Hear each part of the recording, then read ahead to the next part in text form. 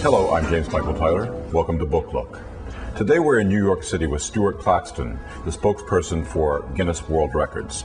Stuart, thank you very much for being with us today. Pleasure, James. Nice to be here. Stuart, I noticed that you have a copy of the new Guinness World Records book in your hands, and it's quite different than what I'm used to. It's interesting because the larger version, as you can see, is what we've been used to in the UK, in Europe and so forth for quite a long time, since the beginning, in fact.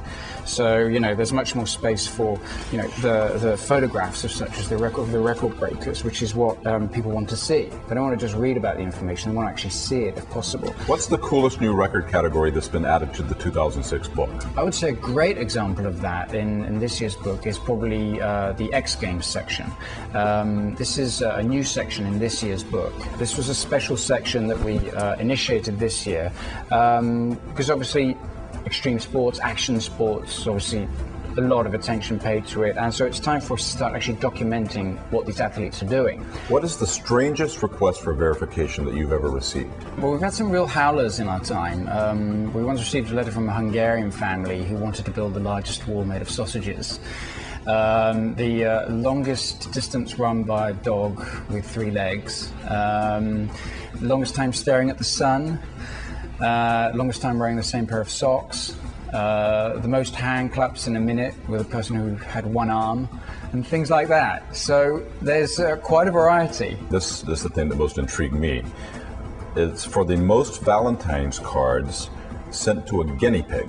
Sooty, as he was called, actually hails, I should say, from South Wales in the UK. And in 2001, he had 24 different partners, and he actually sired 43 little guinea pigs. A few years later, he was actually the recipient on Valentine's Day of 206 Valentine's cards sent by the families that owned all these little guinea pigs, hailing as far as New Zealand and places like that. Which record do you think I could break?